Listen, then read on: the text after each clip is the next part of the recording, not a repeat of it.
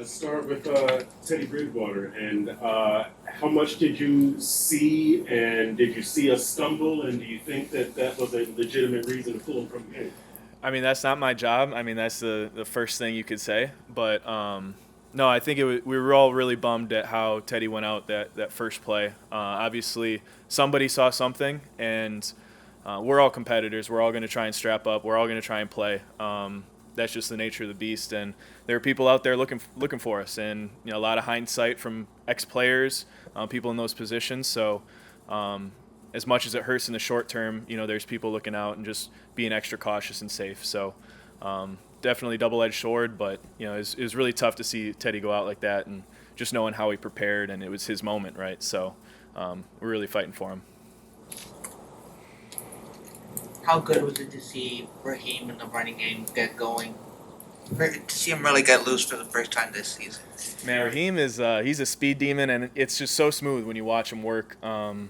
Week in, week out, day in, day out. And I think that's kind of the whole message we've had as a running back room is we're just going to stay on this process. We're going to keep working at it. The running game's going to click. We're inches away here, there, whatever. And it was just a lot of guys staying on the details, offensive line, myself, quarterback, running back, just being able to kind of put it all together. Wide receivers blocking on the edge. You saw that jet sweep. You had Trent Sherfield and River Craycraft like locking guys up over on the edge. So it literally takes all 11 to make the run game work. And I think that's just an epitome of our team. Like, guys are going to work. We're going to consistently, play to our standard. And I think the run game is just like you just got to keep fighting, stay consistent with that work, and things will hit. How close are you paying attention to what the Raiders are doing? I talked to my guys over there for sure. So I talked to Foster, Hunter, Josh, AJ Cole. So I definitely have some friends over there that check in on. So I know they're playing tonight, playing the Chiefs. So it'll be a fun Monday Night Football for sure. What do you think of Skyler Thompson going in, and just the contingency plans now if he does have to go in again?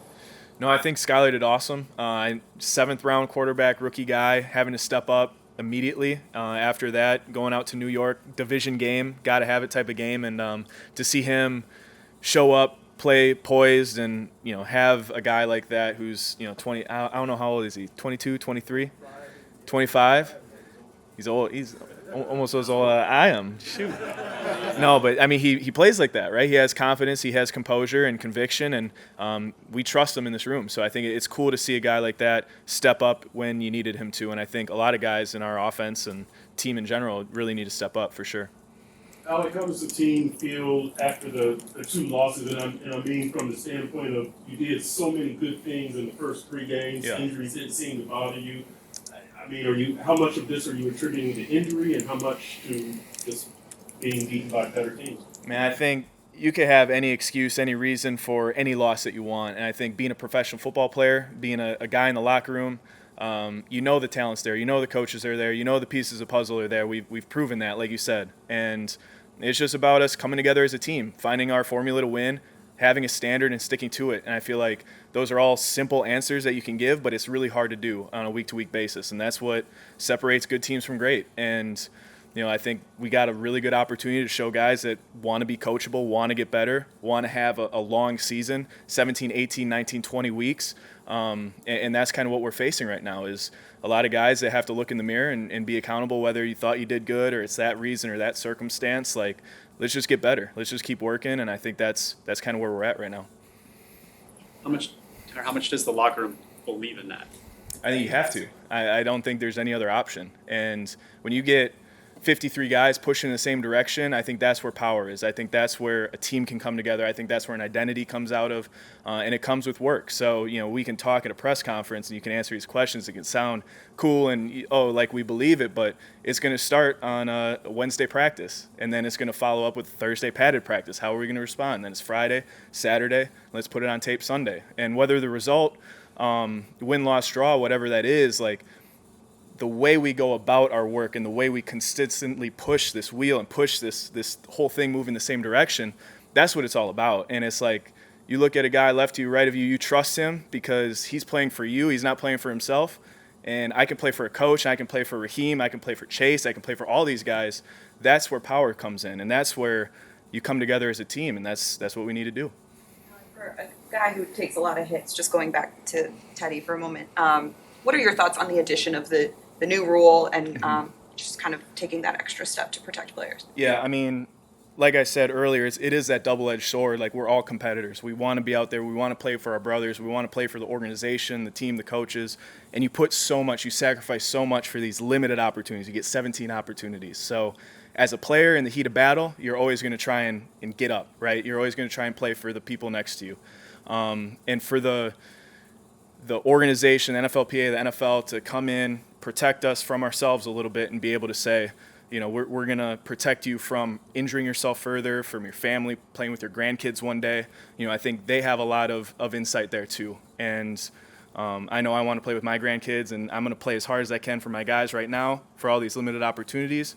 And you just got to trust the people in charge that they have the best interest in there for you. Just being from Wisconsin, got to send this back to Green Bay. Any extra giddy up? Just knowing that it's the Vikings, with you being a football fan and growing up. No, I mean, I grew up and, you know, played. I watched the Vikings twice a year very closely, right? Like NFC North. So I definitely know what that's all about. Played up there my rookie year. So I do think that this is a week and an opportunity to play for these guys and play for the room, play for the organization, and any of that extra jazz you can kind of leave to the side right now. We got enough to worry about right now. Alec, does this offense have an identity right now? Is it a big play offense, or is the identity still evolving? Oh, it's still evolving. It probably always will be. And I think that's power in having so many playmakers on offense. You got Cheetah, you got Waddle, you got all the guys that can make the big splash plays, but then it's the guys up front in the trenches too. And I think that an offense that we have, the personnel that we have, being able to step up when your number is called is huge. And whether that's a run-first game, a pass-first game, big play game, grinded out type of game, ugly game, good weather, bad weather, whatever, I think being able to be a Dolphin and be able to win or be in any type of game that you need to be in, I think that's where teams can get dangerous. Do you think the run game scheme can kind of mask some of those injuries along the offensive line? I mean, I think when you talk about a run game scheme, it really is earlier when I talked about all 11 playing together. And that's where you have power and guys stepping up, right? So when you have injuries, when you have guys that are going down, having tight ends that can learn multiple positions, wide receivers that can take the ownership of the playbook, and running backs and fullbacks be able to be adjustable, right? Be football players and understand the whole concept and be able to kind of give defenses different looks. I think that's where there is a little bit of power in the run game and the concepts that we run. So it's just a lot of guys taking ownership and buying in, getting a little bit better every single day, and we'll put some good stuff on tape. Considering it was Skyler's first start yesterday, how much more points did that give to you guys finally getting the running game going and taking some of the weight off his shoulders with it? Yeah, I mean, I think it was close for a while, right? And just being there with Skyler, seeing him call plays in the huddle, we had confidence in him from a great preseason, from a great training camp. It is great to see it in regular season come to life. So a lot of things that the players, coaches, organization's been preaching, it really did. There was some good things to take out of it, especially from the run game. So just got to keep building on that and keep pushing.